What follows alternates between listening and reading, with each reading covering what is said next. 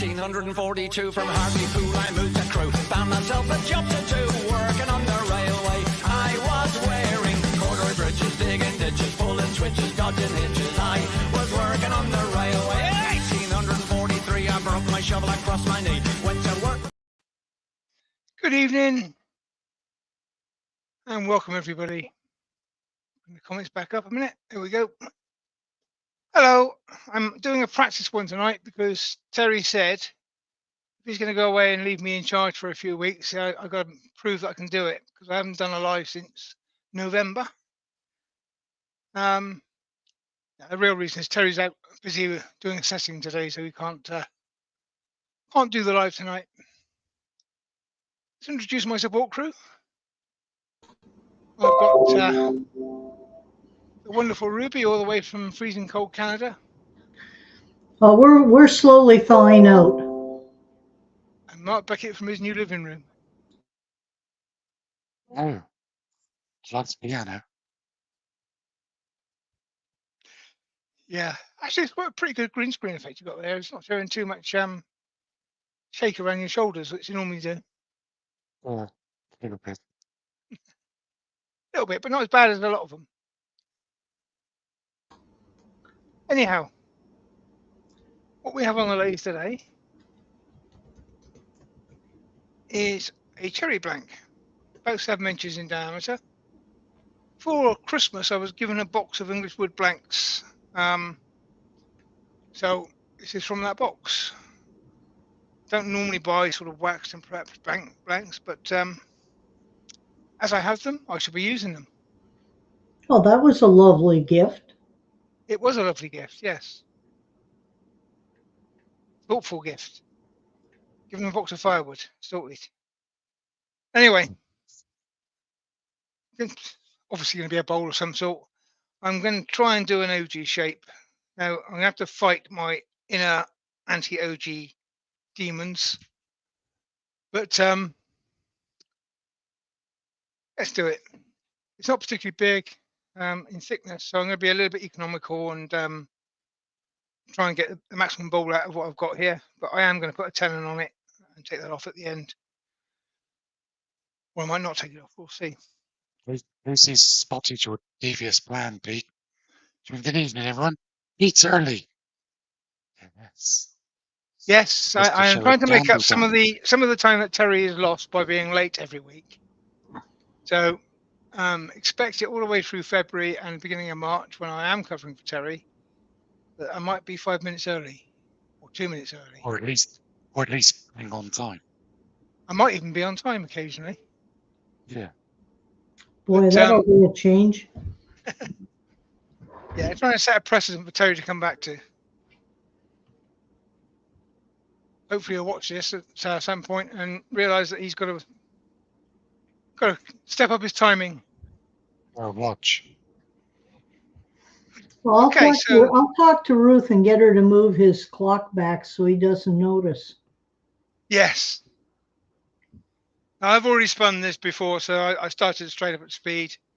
Normally I would turn it right down and bring it up, but I've already checked the balance and stuff.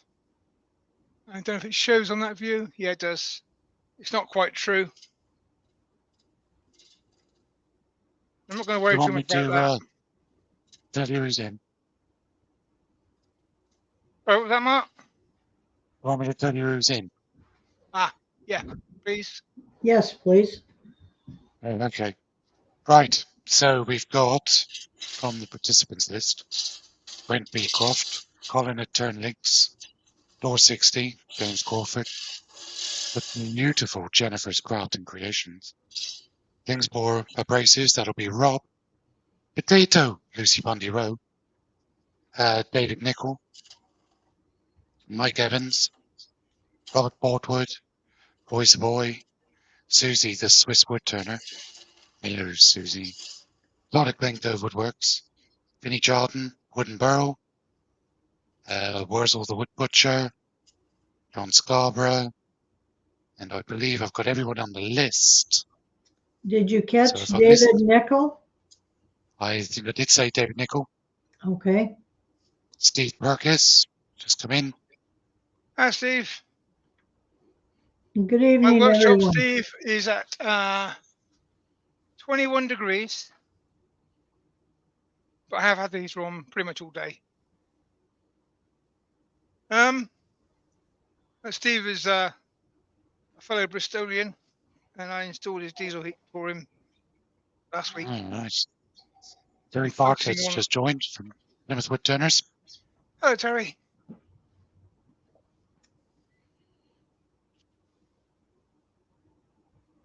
And Susie, I have made the videos for the wood you gifted me. I just haven't edited them yet. And Wivey Woodshed has joined us. Hi, Wivey.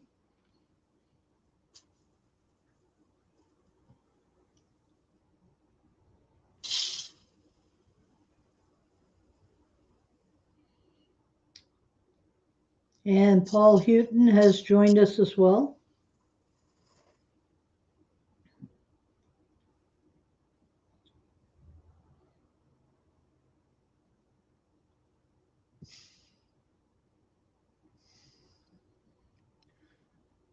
Now, I'm not just using tools for the sake of it. I am not particularly good at getting a straight shoulder here with Volgo, so I'm going to use parting tool just to square that up.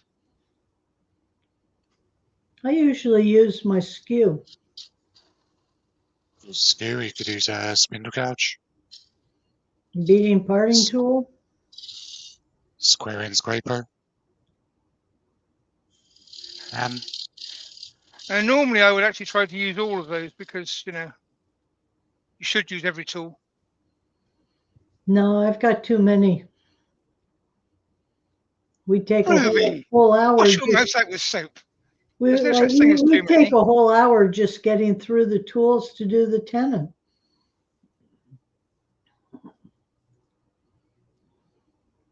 There's my first OG just there. And that's a little trick that we were taught over in Ireland by Glenn Lucas.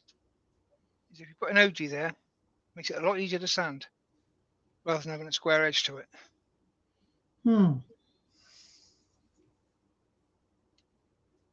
it's really sort of more of a return than an OG, isn't it? Yeah.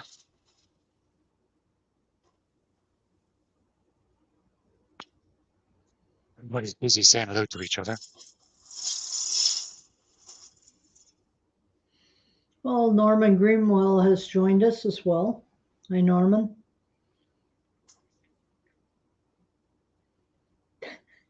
Yes, Rob, I do have too many tools. Rob, she's currently under investigation from the Society of Wood Turners for that statement.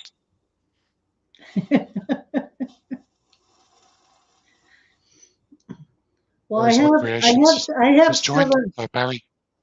I have 7 lathes, and 4 of them I use teaching, so I have complete sets of tools for 4 of the lathes.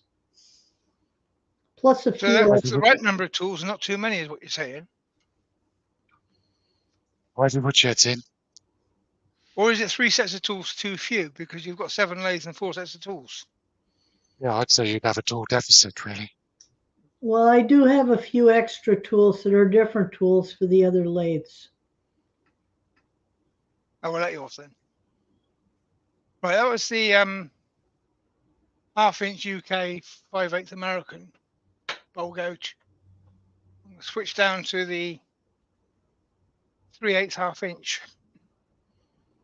Just to do a final cut across here. And I'm going to slow down a bit, aren't I?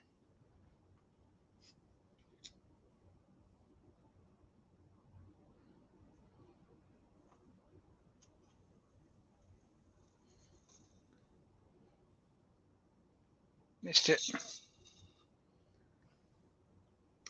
And Mike from Dances with Aardvarks has joined us.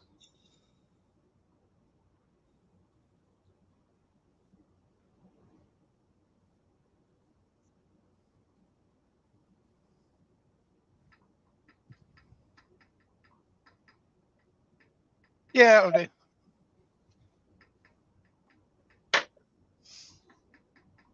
Just going to drop the speed down to 800 or so. walk across the other end of the workshop and turn on the extractor. Still haven't moved the switch. You need to get a remote. Yeah, because it's one of those non-volt release switches, so it needs to be the actual switch. It's just that I put it in when the lathe was at the other end of the workshop, and I haven't moved it yet. I moved the lathe Alan, about a year ago, so you know there's time yet.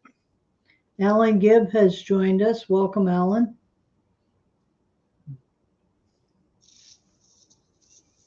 And Fred Gilliver has joined us. Welcome, Fred.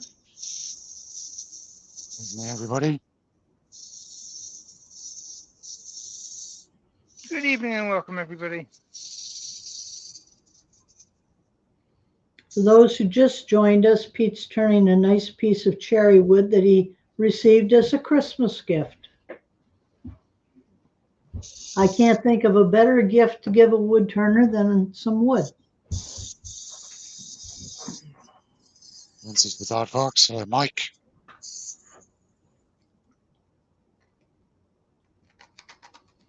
Steve Parker says you need a hooter, Pete. Beep, beep. Yeah, that's from the BMW motorcycle advert for automatic garage door opener. If you pull up outside your house and you beep the horn, and your wife runs out, opens the garage door, and you beep the horn again, and she runs out and closes it for you as well.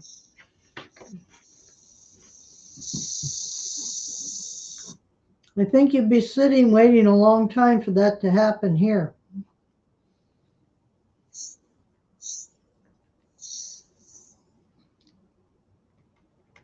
Yeah, apparently it was quite popular for a while, but it kept all these bikers ended up with black eyes on a regular basis. I can imagine.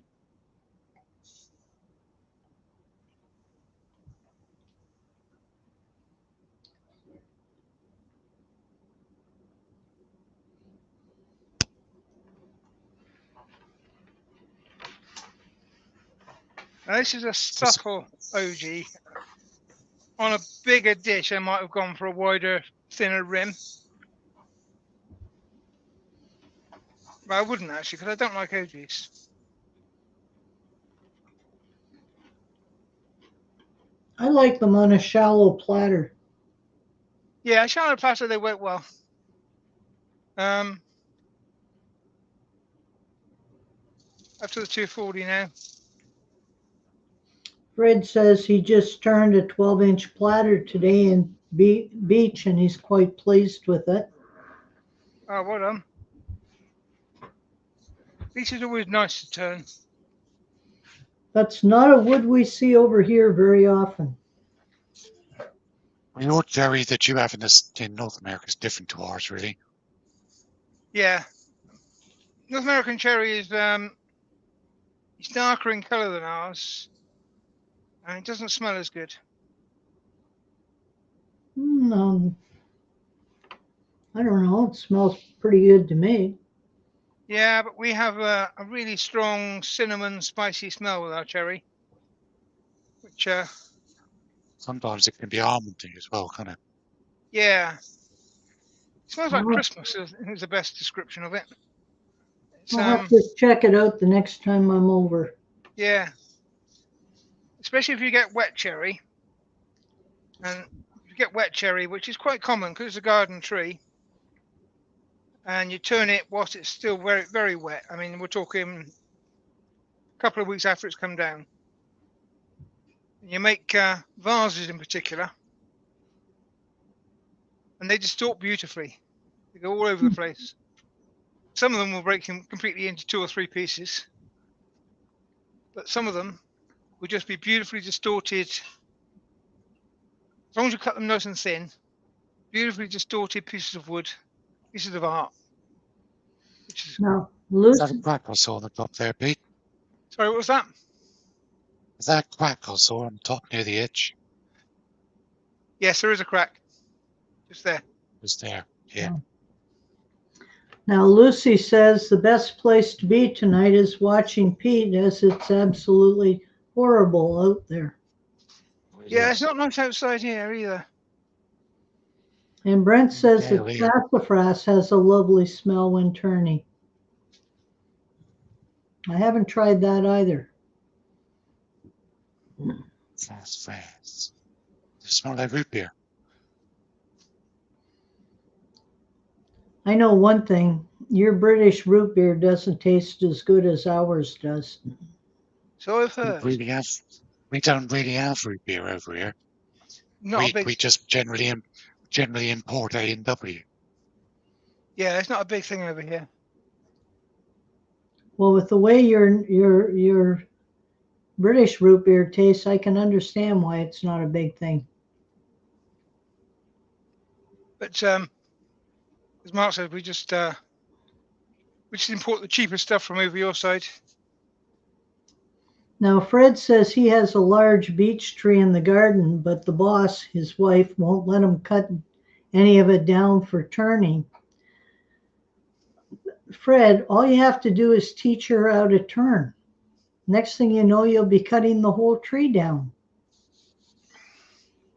All I can say is, if the wife won't let you do something like buy a tool or cut down a tree, spa day. You buy them a spa day as a present.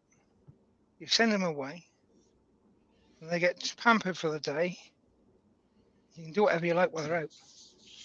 Seeking forgiveness is easier than seeking permission. Cut the tree Yes. down, then say you're sorry. Problem solved. Like Worst you can do. whilst you were in the spa, there was this freak gust of wind came along. All of a sudden, the tree was falling, so I had to cut it down.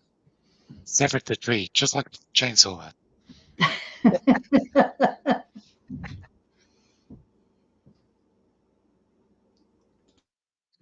What do you want me to do? Glue it back up.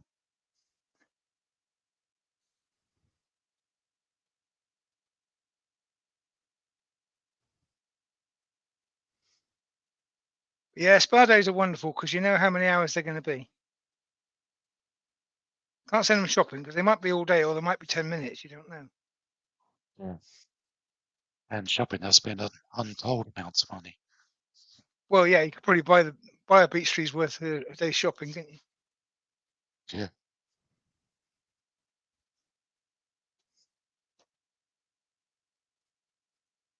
Bit of True Grit, a brand new virgin tin of True Grit, in fact. Ooh. The new stickers on the side. Yeah,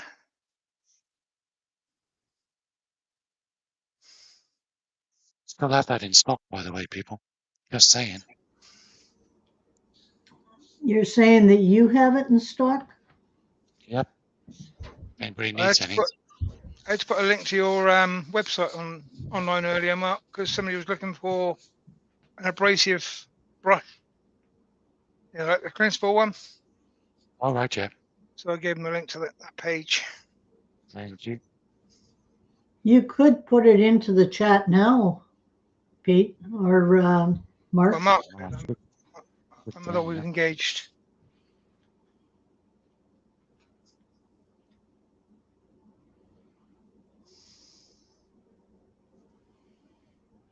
I got a note with this from Dan, a personal note that says one tub should do at least 3 bowls. Good heavens, one tub will do you a million bowls. That stuff lasts forever and a year. No, he says you got to use it more liberally. I used to get the same note from Glyn when he was selling Yorkshire Grit. One bowl, one tub. Right, so turn the speed right down because I just put on a paste or semi-liquid. If I turned it on at high speed, it would just come off and go all over me.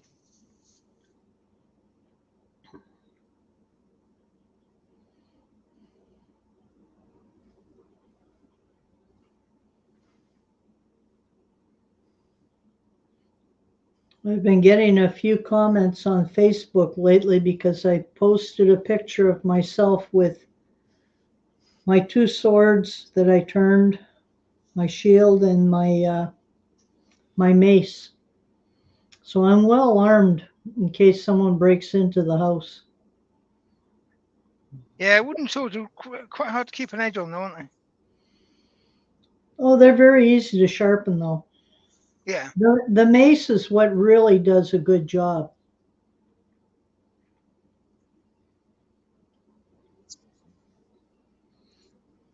I forgot the little HTTPS thingy, dude. What's it? www thingy.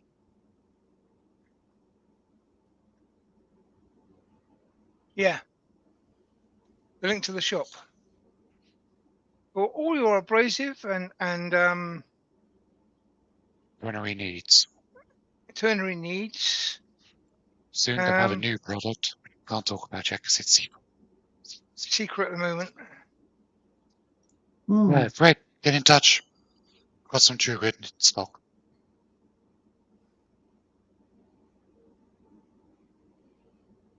I'm actually placing an order with Kingsport tomorrow for some more net, some more 50mm discs, a one-off order for a customer, something else. I can't remember what it is. Got it written down. Now, did you say some net? It's abrasive, yes. So kind of like the Abranet? Yes, but I sell it by the meter. I've run out of 180 quid, so I need 2 rolls of 180 quid. Now, I have actually reached 1,721 subscribers on my YouTube. And I believe it's traditional to give away a YouTube giveaway at 1,721 subscribers. Well, it should be traditional because I'm going to do it. So, whilst Terry's away and Ruth can't enter because otherwise she would just win it, I should be doing a giveaway. Hmm. Well, I can't subscribe again. They won't let me. I tried. Well, no, that's because I told YouTube that you're a bad influence, Ruby. Oh, again? What's given away, Pete?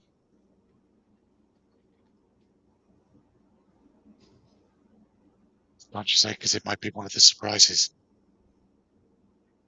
I can show you to some extent. This is a prototype. No, don't. This is a prototype. It's going to be one of them all the way up to right bit at the top that you can't see. Wow, I like the handle. I like the handle. But it'll be the surprise bit at the top, with a handle turned by me, laser engraved with your name and logo. That's what I'm giving away. Yeah, but I'd rather have your name on it. Well, you want my name on it. That means if I come to your workshop, I'll take it home with me. Well, maybe I'll just have to come over to your workshop and take one of yours home then. Yep, you're always welcome. Usually my suitcase is too full of wood. Yep. Don't know how you manage to get back on the plane sometimes. Sometimes I'm not sure either. Right, so I've whacked the speed up now, and I'm just taking off the True Grit. I think that gave that pretty much the right time. It should be around about 1.5 songs worth of time. But I haven't got any music playing, obviously, because I'm on YouTube, so I can't. But normally, in a real world, 1.5 songs, that's your True Grit done. Now, are you going to use the microgrid as well? Not on this, no. If I was doing a bit of you, then I would. Thanks, everyone. Ben's here. Hi, Ben. Hello, Ben. You were first in. Well, it's closed early tonight. Ben, have you read one of those new steakhouse stackers? I had one the other day. They're lovely. Mark, did you see a comment about you stock 180 grit? Yes. Fancied it.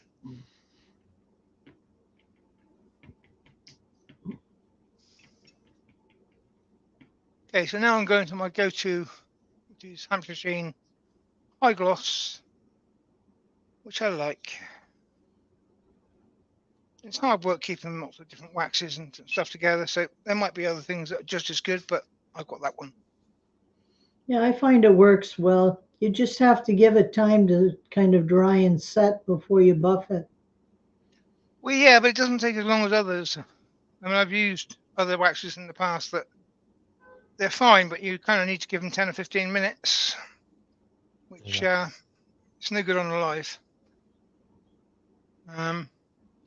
This stuff is pretty quick, but it does work best if you put a few coats on. The observant ones amongst you will notice that this rim hasn't been done yet.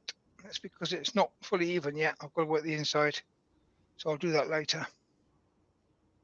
But stick it on there, count to 5 at the right speed, and it's dry and ready to go. Just buff it off.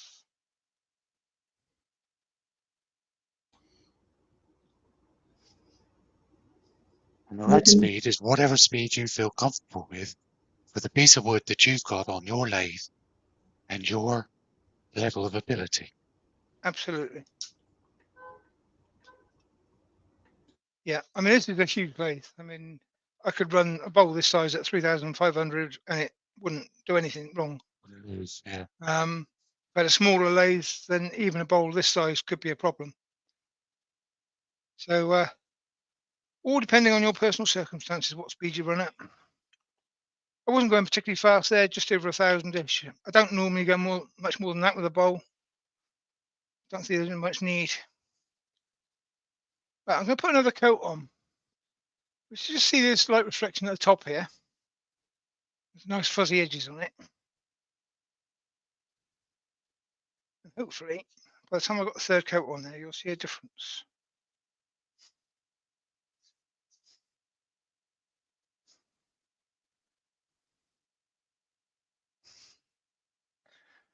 Well, the piece certainly has some nice grain structure to it. Yeah. It's got the right colour to it now as well. It was a bit paler than I'm used to it when I started. But it's coming up nice colour. Right, clean piece of cloth just to buff it. Again, count to 5 at the right speed and away you go.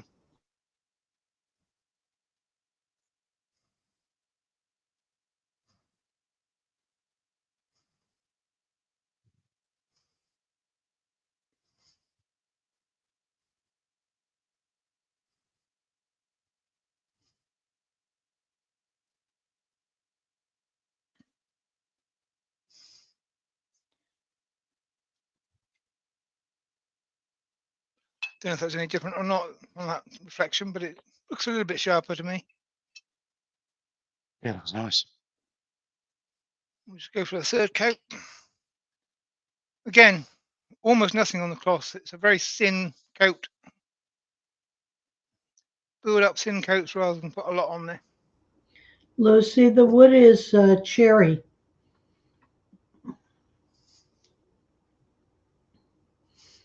She says that you caught her off guard by starting early, Pete. Well, Pete says he's going to be catching you off guard the whole time that Terry's away on vacation, which is going to be for the next couple months. I've got to make up for the times that Terry's been late.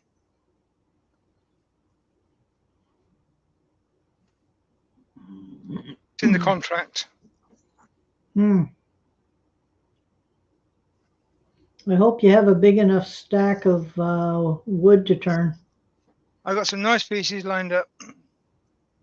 I've got obviously this Christmas gift.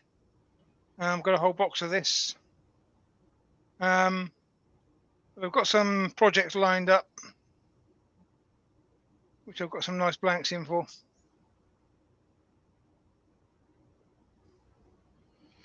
Lucy says that Terry being late is just normal. Yeah, it's just Terry. But Terry might have to step up his game so that he's on time now. And that third coat, from the angle I'm looking at, you can see the difference between that and one coat. I can see the difference on my screen. So Yes. it's worth the extra time, and it isn't a lot of time because putting wax on is easy. Steve Perkis says he hasn't got a hold of the wood yet, Pete. Now, Steve is one of my wood suppliers, as much as he gets some really interesting bits.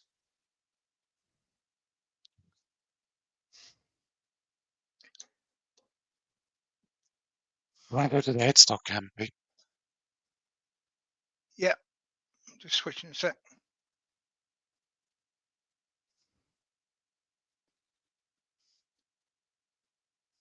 I remember telling too big, but it does fit. Just measured that. Flip to the overhead a sec.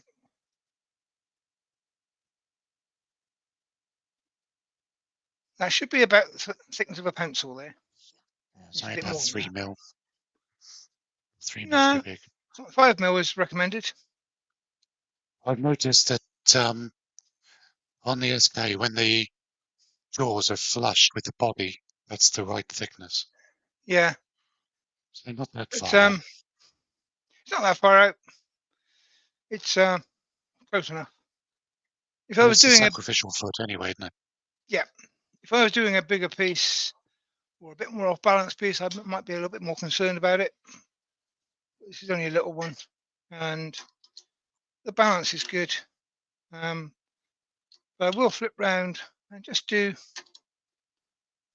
the 3 scroll points.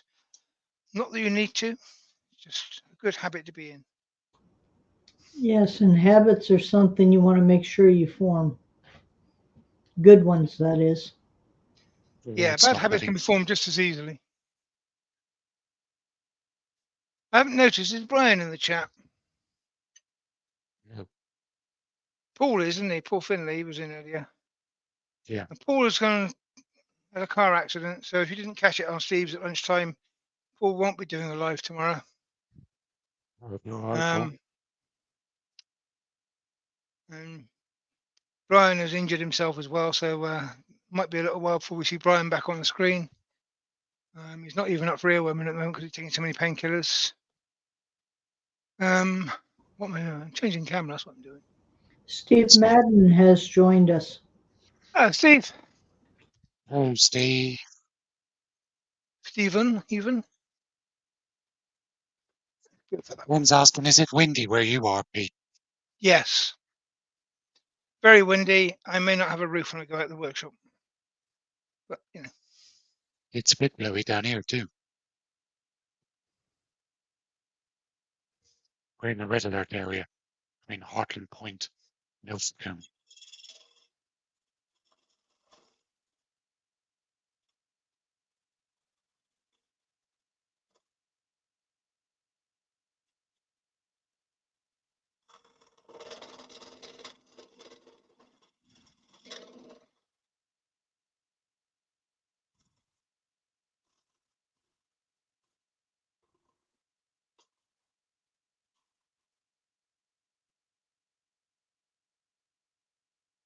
I got myself a straight edge there. No, not quite. Fraction more.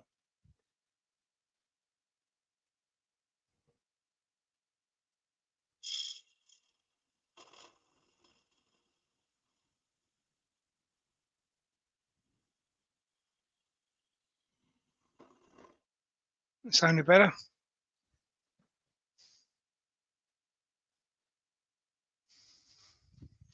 Okay, you can see that split's coming all the way through. I'm not going to worry about that. I'm not going to do anything at all with it. I'll deal with it when I get there. Sorry. If it was a little bit Sorry. more open, I might put some glue in there, but there is no space on Sorry. that split at all. It's just there. Jerry isn't happy unless it's split somewhere. Well, that's true. Okay, now this is a small bowl. Tool brush is in the wrong place. If I was doing a big bowl, I'd be inclined to leave a cone in the center to support it. I'm doing a small bowl, I don't bother. I'll start and take the middle out first. One says his wind chimes are making a right racket. He's too lazy to take them down, though. Your neighbours love you. If the wind gets high enough, they'll be taken down for you, so it's not worth doing it yourself.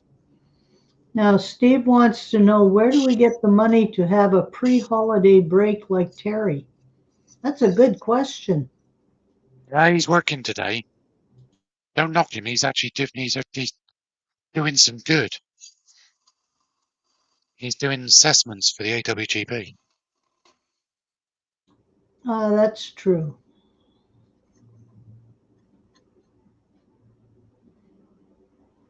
Now, Pete, you are going to check your depth, aren't you? Yeah, one day. Just wing it. You know how anxious it makes Ruby if you don't check. I know. It's great fun teasing Ruby when getting confused between millimeters and inches. Yes. Well, check your depth, say it's really close, and then go with a heavy cut. Ruby loves that.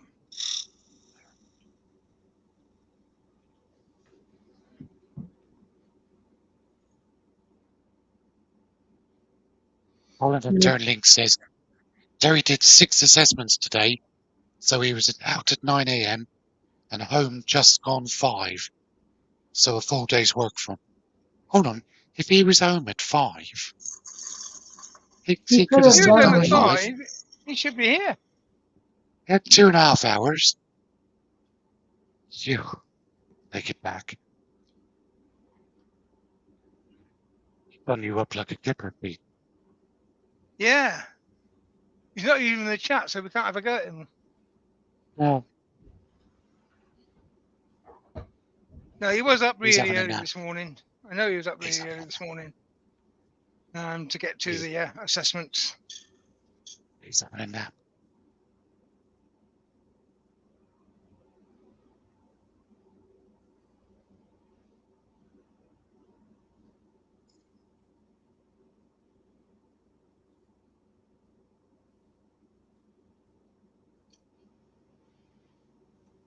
Colin says he'll leave you to tell him that he was knackered and cold as the heating wasn't working in the hall.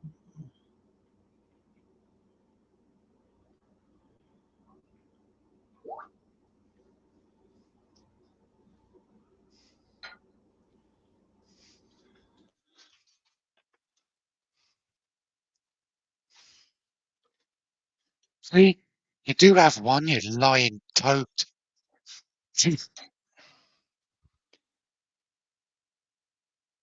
Yes, but notice it's a counterfeit one. This is not an original Yeah, well, Beckett, because only oh Friends yeah. got original Becketts.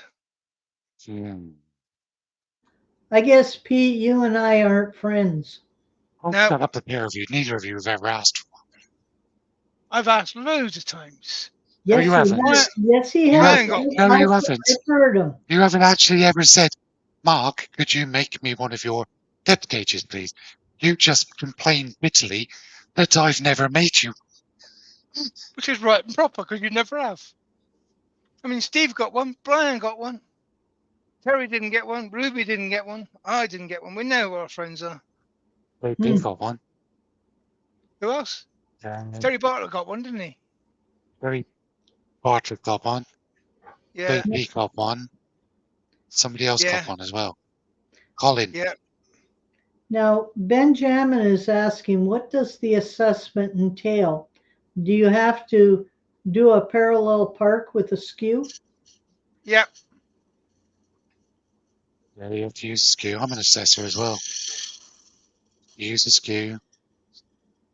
Spindle rough and gouge. Spindle gouge. That's really.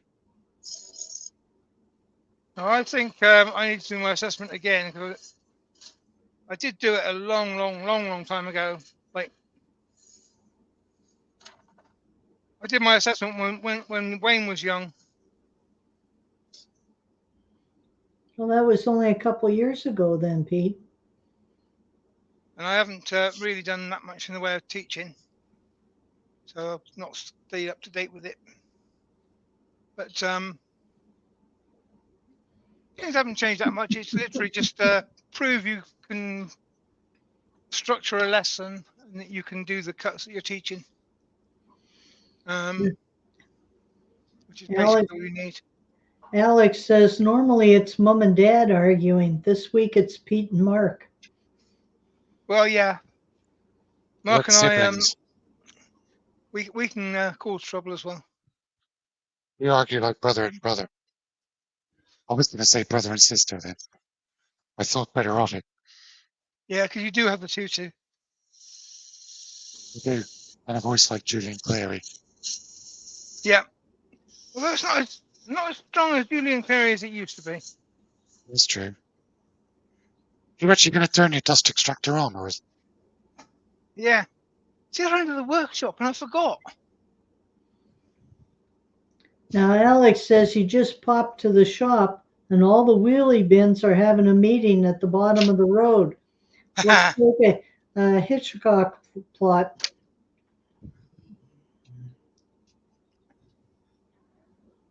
I was coming home from the Midlands once on the bike, and it was windy, and I thought, cool, them trucks are getting blown about a bit. I'm going to get off the motorway for safety. And I got off the motorway around the Evesham area, got onto the A road, and after the third wheelie bin had come out into the road to attack me, I got back on the motorway. It was safer. Mark, did you hear the compliment that Lucy just gave you? That know. your voice is very calming?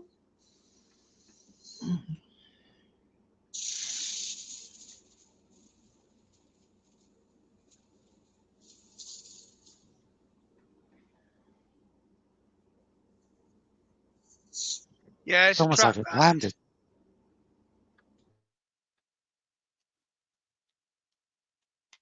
It's almost like I His went to voice is hospital and very he said to calm, the and he surgeon, says, in a very calm voice, "Hey, do you fancy coming down for a couple of doom bars? Oh, while you're here, can you just move that lathe over to there?" no, the lathe is staying where it is. The Bandsaw? lathe is in its final position now. But that corner of the workshop needs sorting out. So Well, that may be if that. hopefully it's not parallel to a wall. No, it's the right angles now. Good. It's the right position. Yeah. How fine are you going to sand this, Pete? 240, which is what I'm on now. Okay. Now, normally I would I'd use a drill for this bit because it spins really quickly there. And it's good all the way up to there. But when I get to this middle bit, it slows right down. And I have to sort of keep juggling it around to keep it moving at all. So normally a drill's better on the inside, but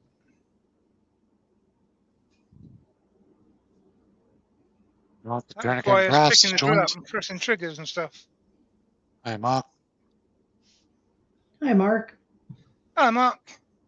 Steven says he did his own assessment and he's come to the conclusion that the wood dude still has a lot to learn. I've come to the same conclusion about myself, Steve. You never quit learning. Every day Yeah, is quarterly. I considered a possible career as a teacher until I found out that you're not allowed to hit people around the ear when they do it wrong. Apparently these days you can't even grab hold of the tool handle and say, no, not like that. You twit, do it this way. Okay. We're very politically correct these days. Haim Matza has joined us. Welcome. Hey, Hein. And I apologize if I pronounced your name.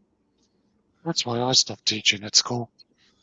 So I went to the headmaster and said, I need to stop teaching because I'm going to end up in prison. Why on Yeah. earth for? I said, well, it's frowned upon when you kill the little darlings. Yeah. That's counts as a black mark these days, apparently. Apparently Gee, so. It's frowned upon. and I lasted for 36 years. Wasn't the little darlings I had a problem with, it was the administrators. It's the other teachers. And you see, if you kill the administrators first, then you can't get in trouble for killing the children. Seems reasonable to me. Oh, I never thought of it that way. That would have been a great idea.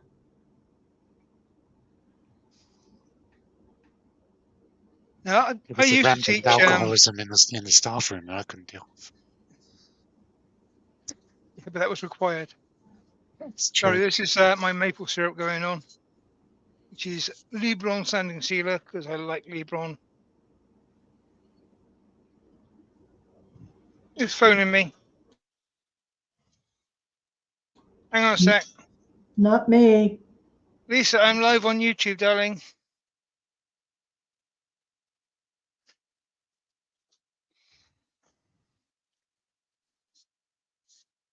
Yeah, my And wife's Lisa phoning. doesn't She's up. watch it. No, she's in London. All right.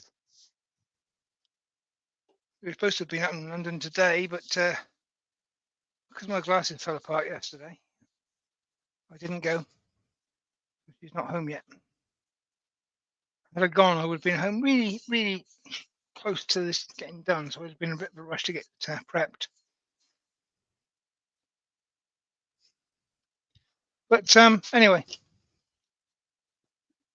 Libron sanding sealer. I buy it because Robbins Timbers sell it. And it's the first one I bought, and I'm lazy, so I haven't really tried any others. I did actually have a tin of the Hampshire Sheen one once because I happened to be in Martin's shop and I needed some more. But I buy what's available. Don't think it makes a lot of difference. I dilute mine 50-50 with cellulose sanding sealer. Those thinners. That's what I meant to say. Yeah, cellulose thinners into my cellulose sanding sealer. Because that gives me the mix that I'm happy with. 60-40 suits others. Neat suits others. So it's whatever you like to use. So, same as the outside. Sanding sealer, True Grit.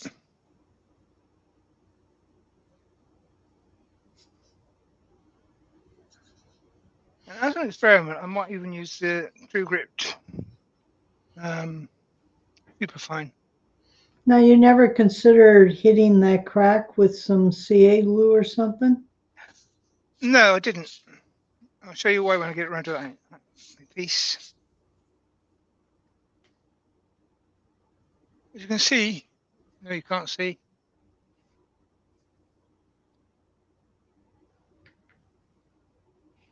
As you can see, it's just a hairline.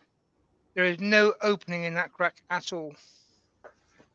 So putting super glue on that, or CA glue onto that, would have just flowed off the top of it. It wouldn't have gone in. So it's pointless trying to put it on there. Okay.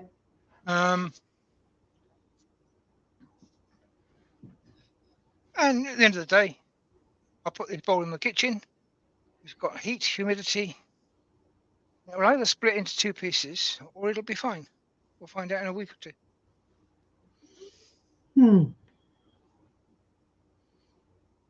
Well, you'll I like to have to experiment. let us know. Yeah, it'll be fine. If the graph was open a little bit, then yes, I would put something in there. But trying to put glue into a completely closed crack is pointless. It just doesn't go in. You can put it on the surface and then sand it back off again if you wish, but it doesn't do any good. Yeah. Do you want to go back to the other camera, please, Pete? Yeah. Stop. Yeah.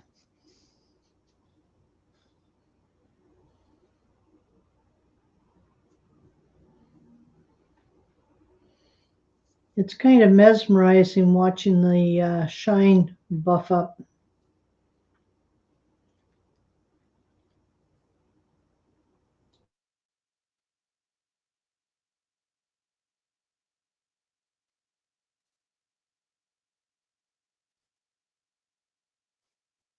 So, Mark, you're the expert on this True Grit. Yep. If I'm going to do the superfine, do I have to take all of this off as if I was going to polish before I use the superfine, or do I just switch from one to the other? You are best to buff off any residual Right. and then apply the superfine over. Yep. That's what we'll do then. So buff it off as if you were going to apply a finish, then apply the superfine, and then buff that off as if you were going to apply a finish. Yep. Grand job. Now, Roy's the boy has pointed out that there are only 18 likes out of 56 people watching. I'm sure you can do better, so go ahead and please, by all means, hit the like button. Yeah, I'm not as confident as that Terry bloke who, just says, do what you like.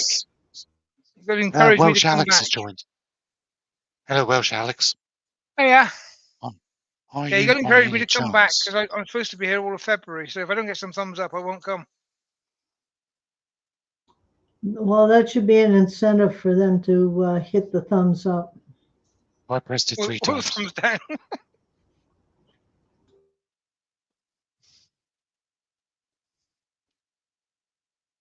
Oh, and for those of you who were in my live on Thursday evening, the thumbs down appeared 10 minutes after it finished. So somebody actually watched it all the way to the end and then put the thumbs down. We had a discussion during the live about the thumbs downs, and it appeared literally 10 minutes after it finished. So thank you to whoever that was. But like I said, Mark, think yourself lucky because the person who was That's giving me thumbs interaction. down on everything I did hasn't even bothered to watch the last few videos. Mm. Feeling quite upset Oh, that I'm not getting thumbs down anymore. Do you want me to go back in and change it to a thumbs down, Pete? Oh, it was you then, was it, Ruby? No, it wasn't. I wouldn't do that to someone. no, I've been accused of giving people thumbs downs, and I can honestly say I couldn't be bothered. If I don't like something, I switch it off and watch something else. Now, I have been known to contact people offline or via other means and say, I didn't like it because of whatever. That's I've usually when done, I see a safety issue. yeah, I've done the same thing, Pete, and I think that's a more mature way of handling it. But I don't put negative comments and I don't do thumbs down. Right, so this is the Right? True Grit Superfine, also virgin. Good heavens. Well, you're spoiling us with these brand new tubs. I know. I literally, because I had some development tubs as well, I've been using the one labeled tub of True Grit for YouTube and then all the prototype ones for offline use. So it's lasted me quite a long time. Now, Fred says that in the mid 50s and early 60s, teachers were very vindictive. He had two brothers go to the same schools before him, and he had no chance. Reputation was established. Oops. I still Not say you speak shouldn't now. be held accountable for your siblings.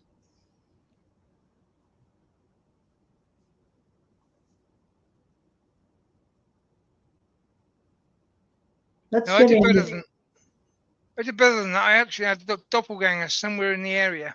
Didn't go to my school, but looked like me, rode the same push bike as me.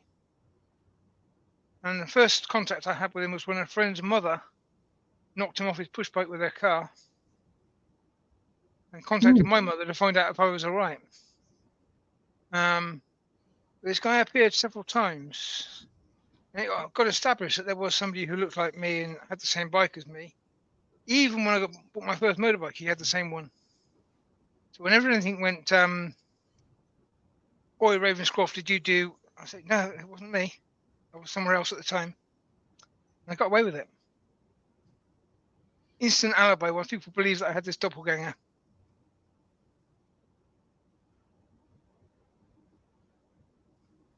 You can really see the cloth reflecting back on the bottom of the bowl.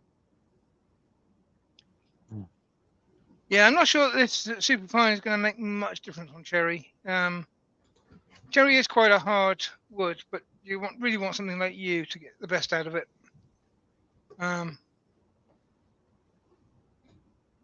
Or resin, obviously, but not on my lathe.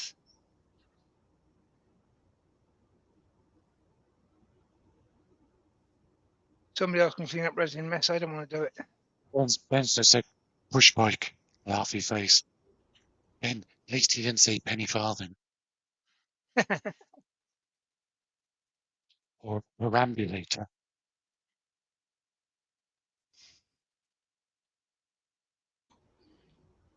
Be careful with all those terms, Mark. You might have to translate them into North American English.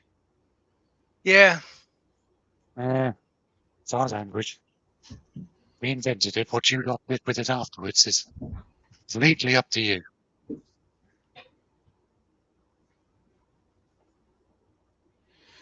See, Todd is asking, is a push bike a motorcycle that's run out of gas? I think Yeah. you're right, Todd. A push bike is a pedal cycle as opposed to a motorcycle. Hello. And Alex wants to know, do people still say get off and milk it? Oh, yeah. They I do down this way anyway. can't say I've ever heard that expression before.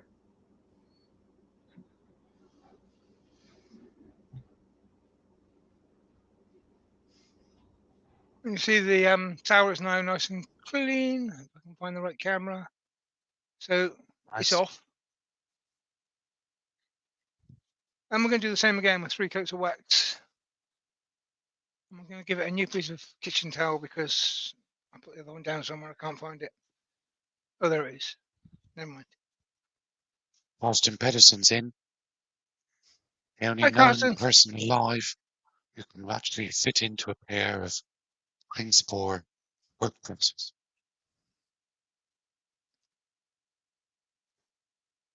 The only person I know is Yes. taller than Pete.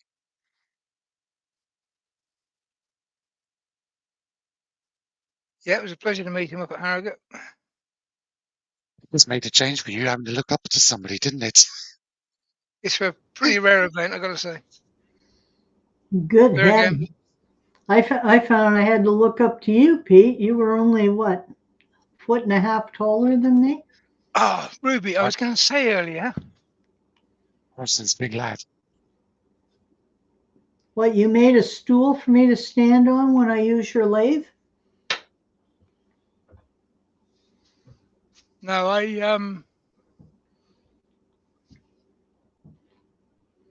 did the sharpen where you take the heel off again, which it's not every time you sharpen you need to take the heel off. And I got thinking, and my gouges are a bit pointier than Ruby likes, because that's the way I tend to like mine. A little bit.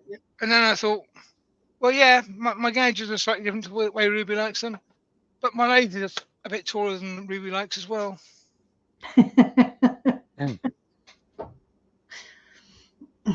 Even on my tiptoes, your lathe was still a little too tall. Yeah, but Ruby's But one of these people that I uses a had, stepladder to paint the skirting board. So, well, I handled it okay though, didn't I? yep, you handled it just fine. It was the door handles in the bedroom that were a little high, Pete. They were at my eye level. There's camera, Pete. Oops.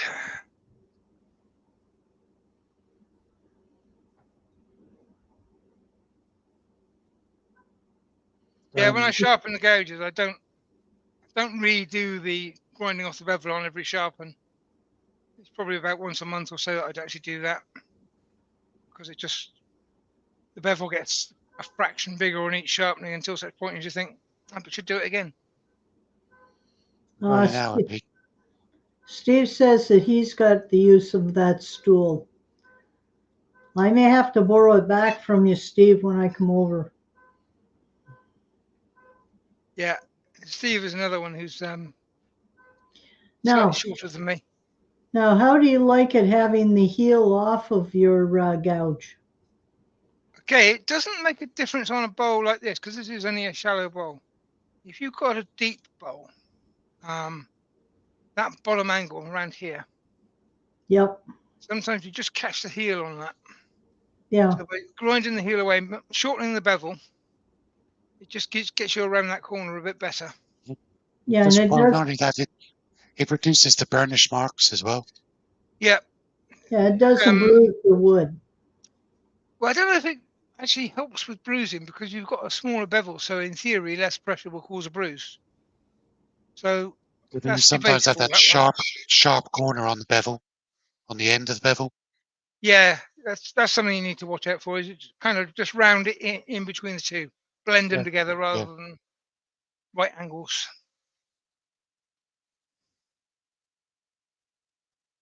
But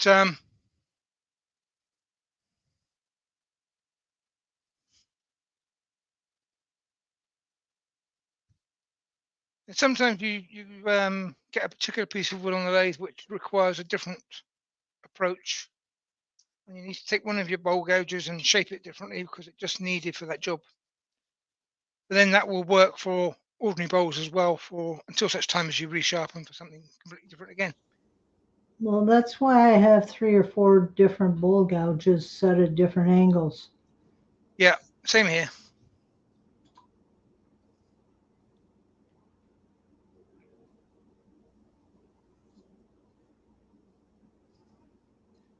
Also, But different length handles come into it as well because bowl gouges traditionally have a long handle because you need the balance and sometimes the leverage of a long handle. Sometimes that long handle becomes a real nuisance. Sometimes it's agreed. good having a short handle on a bowl gouge as well, like a spindle gauge would tend to have that sort of length. Although that feels out of balance weight-wise, it Now just gets you into places that sometimes you can't get to otherwise. Ben wants to know what's the benefit of a pointy gouge rather than a round one on a detail Um, spindle gouge. Myself, I like it round because I find you can make curves easier with it. I don't know that there is a difference, to be honest. I think it just depends on preference. And that'll depend on what you've been mostly cutting. Because you can make a curve with a pointy gouge, you can make a detail with a rounded gouge. If you do more detail than you do curve, then you sort of tendency to sharpen pointy and well, I mean there's not a lot of difference, there just is a difference. It's what you get used to as well. Yeah. I And think this is also why it's if I'm down at Mark's or Mark's in my workshop or Ruby's here, then the first few turns that you do, you're just getting used to the feel of the tools because they're different. sometimes with a more pointy bowl gouge, it can sometimes be easier to pick up a cut further down. Yeah. Basically, it's not the point; it's the bit just off the point. If you've got Yeah, but it's no real legs. a rounded end, let's go with a spindle gauge because I've got the most difference there. And that one. So if you've got a nice rounded end like this one, Working then the tailstock a bit more. Tailstock, there. that will give you a nice feed in, and as Ruby says, that will give you a nice curve. If you want to get into a detail, you want a point like that. It's not the point you're using; it's just this off the edge. So I'm using that little flat spot there, about 2 or 3 mil wide. Is the cut I'm going for, and that on this one is pretty much straight, whereas on this one, it's not straight. So It's subtle differences, but they are different.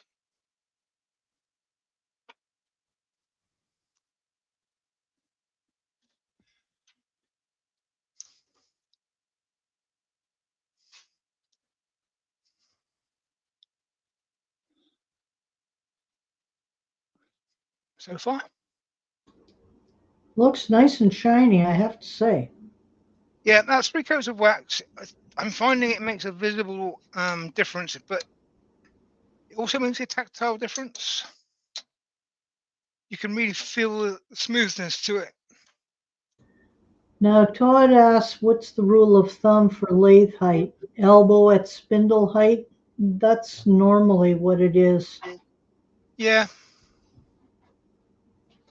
Although both Pete and I have found that if you're turning a lot of spindles as opposed to bowls, a slightly higher lathe is a little easier to do. I've now gone lower with my lathe than I used to be. Change camera set. What you only have That would be the ideal height for me, which is 1.5 inches or so above the spindle. And I used to be 1/2 inch above that again, so another 2 inches higher. But the trouble is, when I went down to Marks or Terry's or turning on a club lathe, they're at standard height, and I was struggling because they were 4 inches different to mine, and it was too big a difference to adapt to quickly. Which doesn't matter if I'm at Marks. We usually just play around with bits of wood for fun. If I'm doing a club demo, then I need to adapt instantly.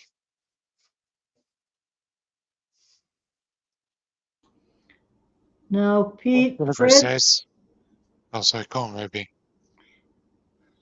Fred says Richard Raven won a bronze. Proud of you. I guess you'll have to explain that, Pete. I'm confused.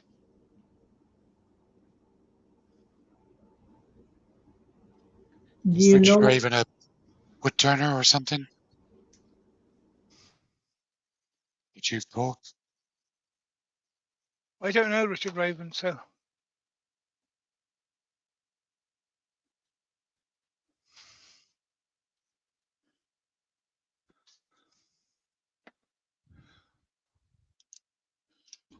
That's interesting, Pete. I've never used a towel underneath the bowl when I've used those jaws. it just keeps the dust off a bit. Oh, he means Richard Raffin, not Richard Raven. Richard Raffin. On bronze, proud of you. Still have you. Explain yourself, Fred. Explain a little bit more. Yeah, bronze in what? Olympic swimming? Being tall. Because Richard Raven's not really tall.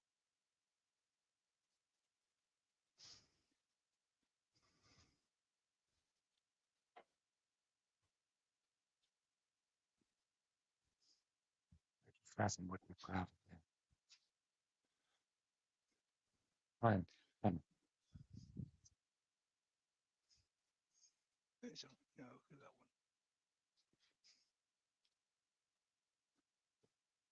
Here we go. one. Okay, so I've got cold jaws, obviously. These are 16-inch ones. It does say a speed limit on here somewhere. I think the bigger ones are 1,000 RPM, aren't they? Well, I can't remember. You don't need to go over 1,000 anyway. No, I never go anywhere near that. I have God's saying had 600. It's the record 600. power ones that are. It's 600, but the record power ones are over 1,000. Don't go over 1,000 for the big Yeah, record power ones. yeah. Because the record power ones, they actually supply them with long screws with the idea that you put your cold jaws on behind your normal jaws, which to me just sounds like a recipe for disaster. Just doesn't make sense in my head to do that. Yeah. Anybody would want that big piece of aluminium spinning around. But I don't use scrub screws on my chucks when I'm turning normally. And no, I can't see it written on these what they are, but I don't go over 600 anyway. And I haven't Sorry, had to be honest, this. taking the foot off, you don't need to go over 600. That's it. I don't go over 600 when I'm using vacuum chuck.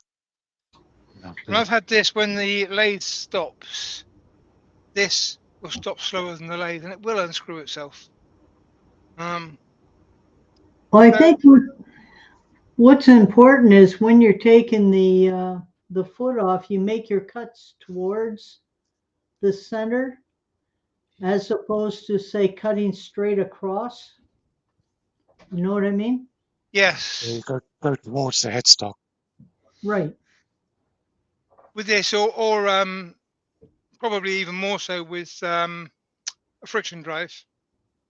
So rather than cut across this way,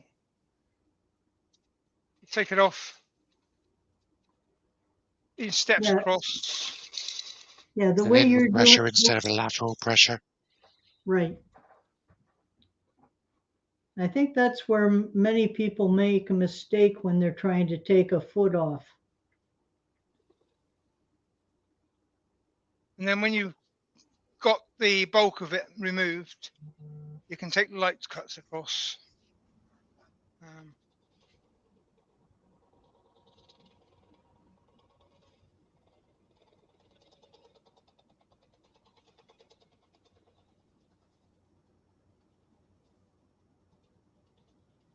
Lewis is in. Hi, Lewis. Hi, Lewis.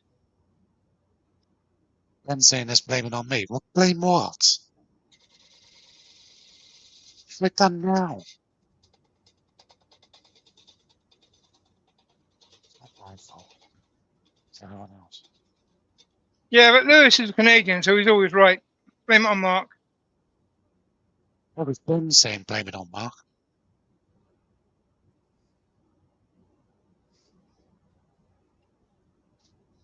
You see how that stops sudden then? That weight at higher speed will unscrew itself. And it's always worth it because your eyes can trick you. Put a ruler across and make sure you've got that slightly concave, which I haven't at the moment. You want it to rest on the ring around the edge here rather than on the center. Otherwise it might rock. I mean, it can still rock on the ring around the edge if it distorts a lot, but it's less likely to.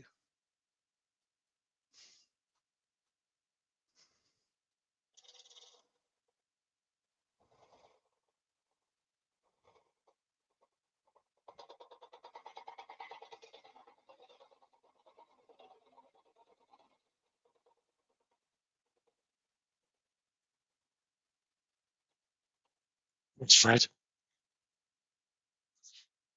Of course, keep in mind that this is the one more That's been cut part of the group. scenario.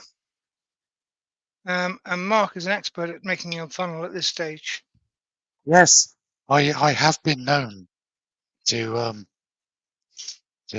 funnel from this side in various ways, both with sandpaper, gouges, detailing tools, texturing tools, and I even blew through the bottom of the bowl once with my air gun, cleaning the dust off it.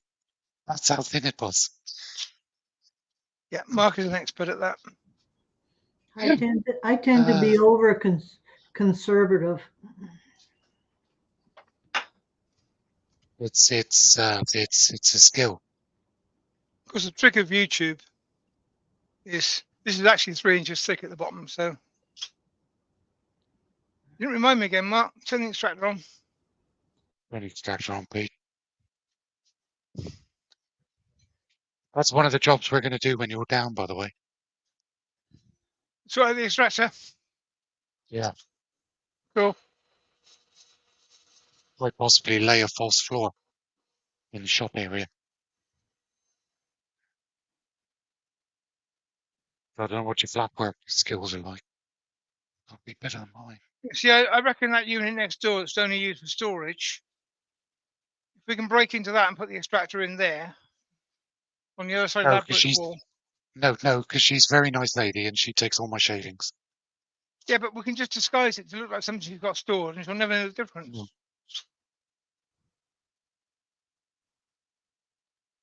Or the extractor can go in the back office, behind the pegboard.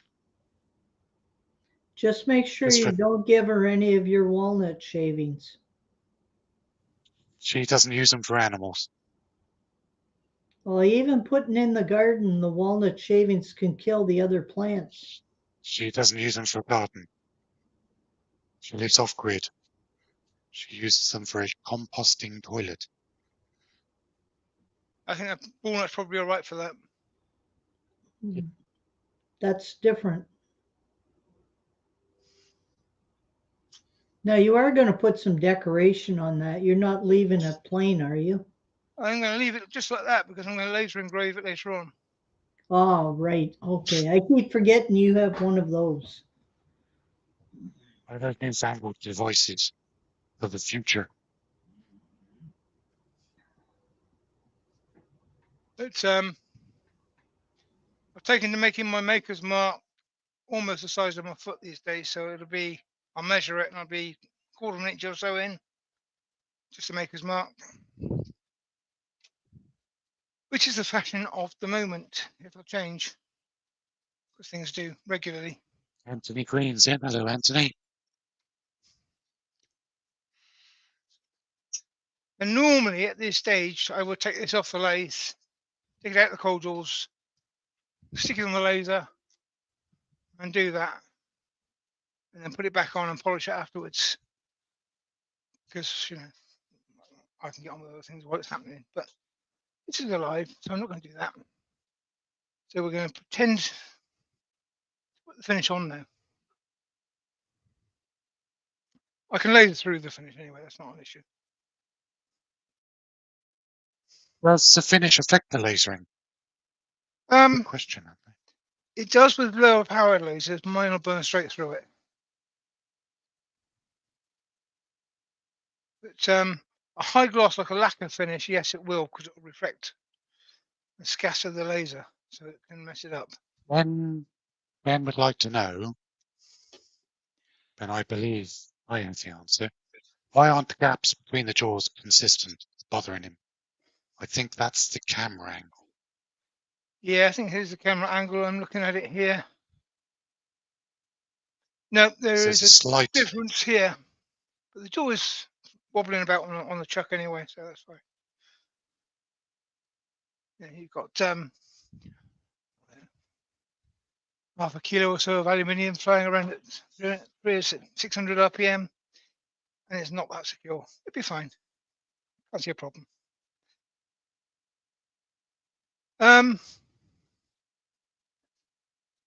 I keep mine on this chuck at all times, the Versa chuck that I bought especially for this job. And I probably should check the screws more often than I do.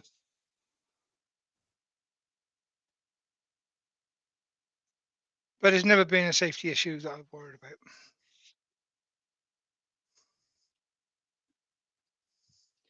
Now there is a difference here because I cannot do the speed as I was talking about earlier. So buffing my wax on this piece, I can't get the speed up that I would normally get. But I'm in the middle anyway, and even at 1,000 RPM, you're not going that fast in the middle, so it doesn't actually make a lot of difference. Karsten, the wood is cherry.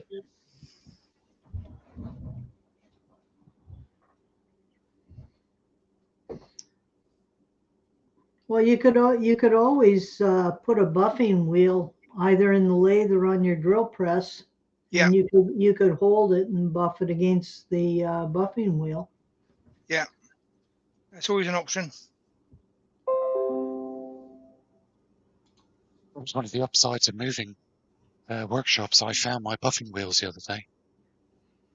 I was able to buff all those T-light orbs. I spotted them when we were moving. Yeah. Did I take them back out of my van? I wasn't going to. I find that happens every time I clean my shop. I find tools I forgot I owned. It came in handy. That's more up the kind of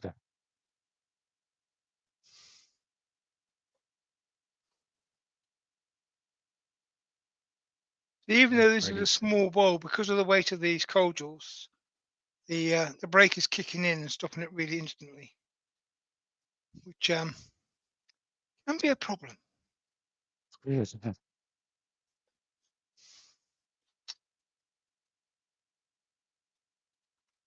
If you're doing a really big piece and you know it's an issue, obviously you've got the it's got the Euro lock on this one, which is renamed version of the ASR lock.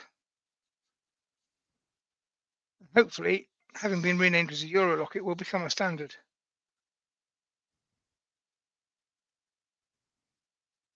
It's quite a good system, but it does require you fitting a collar on after you put the chuck on. I'm putting 2 grub screws in, so I'm not going to be doing that very often. Let's come up with a better one.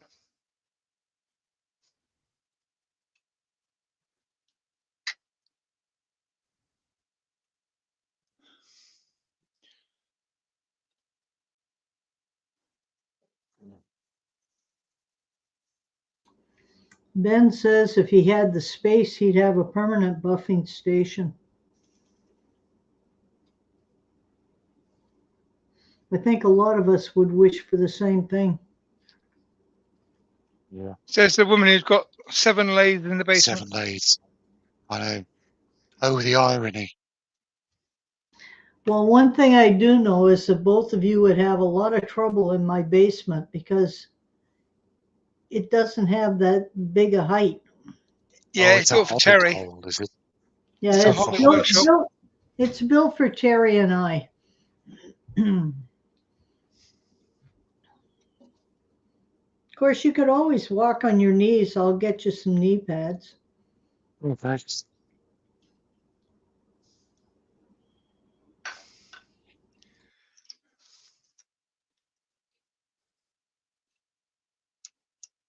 Let's do us a favour, because before you take those off, What's that? just close that all up for us.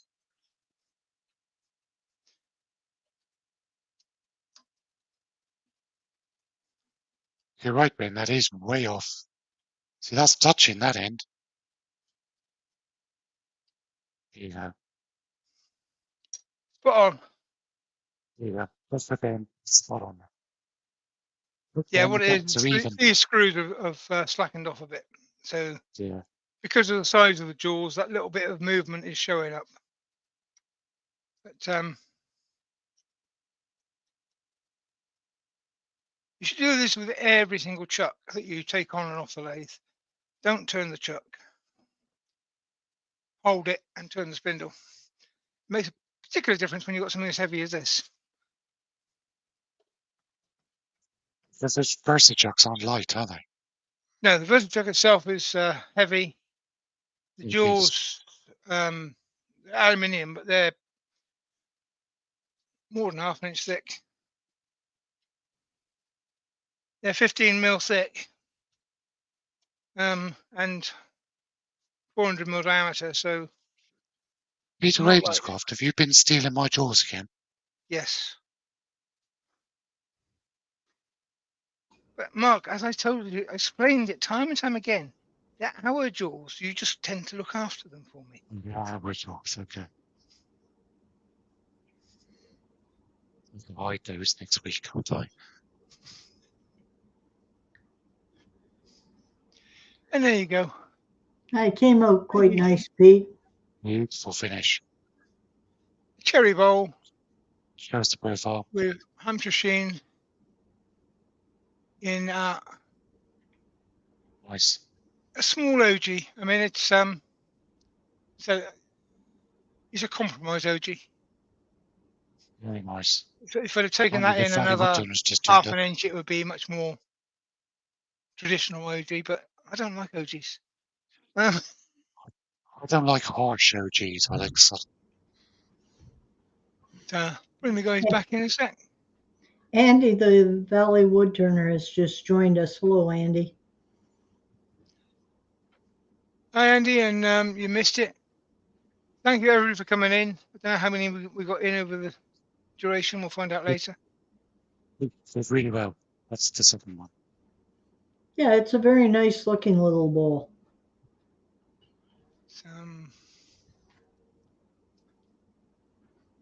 It doesn't quite show. This is the lathe off stick switch. Lathe is off.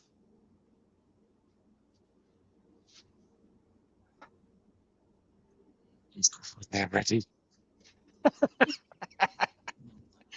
Lathe is off. The beer can open. Nice little bowl, that big. Yeah, it was kind of fun watching the shine get shinier as he was. Yeah, that three-layer polishing it. system. I recommend it to everybody. Put 3 coats on, thin coats, 3 of them, and literally take a couple of breaths in between coats. It doesn't need you to wait for it to dry hard or whatever. Once you buffed it, it's ready for the next coat. As I said, it's just there's no set time. You do it when you're putting it on. If you're putting it onto a larger bowl, you'll feel it go tacky before you finish putting it on. So that's already ready to buff off. On a smaller item, do it, count to 5 at whatever speed you think is appropriate, and it's ready. It doesn't take long. What I It's the same do is between coats. once I've put it on, when I'm waiting to buff it, that's when I grab the broom and I sweep up my shavings and put them into the bag. But if I was to do that, or if Mark was to do that, it's even worse. I mean, if Mark was to grab the broom and sweep up between, waiting for wax to dry, you don't need wax one thing a month. Who are we talking in tongues, both of you?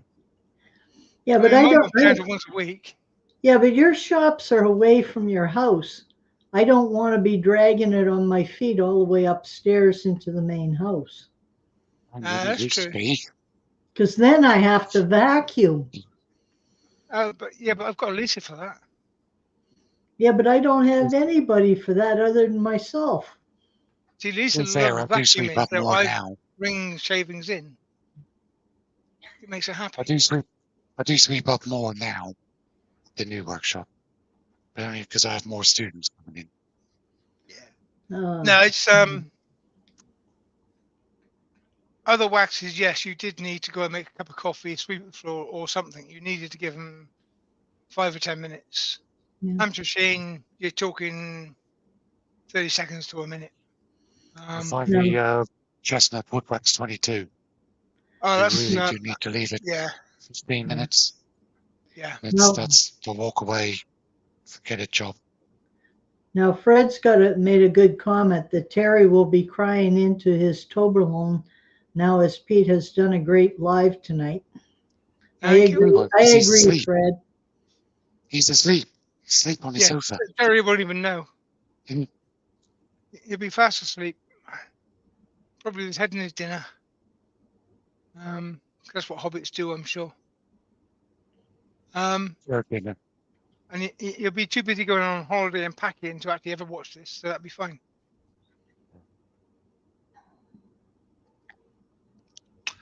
Anyway, thanks everybody for coming in. Thanks to Mark and Ruby for my support crew. You're very welcome. Get well soon to Paul and Brian and anybody else who's in this new Northern Ireland fashion of breaking bones for fun. Hold on, Pete. Now this week, I should be able to do a live. Next week, I may be doing a live with Pete in my workshop. That's a possibility, yep. Watch this space. We should have Doug on Tuesday. Woodturn 360 Club on Monday, so those that are members of that will be busy with that anyway. And the Worldwide Woodturners is on Wednesday. For you, that's at midnight. Wayne should be on Wednesday. Yeah. So as far as lives are concerned, I think it's Doug on Tuesday, Wayne on Wednesday, the next 2 that are coming up. And then hopefully Mark. And then we're back to the weekend again. So see you around on somebody else's live. Take care, everybody. Bye-bye. and end the stream.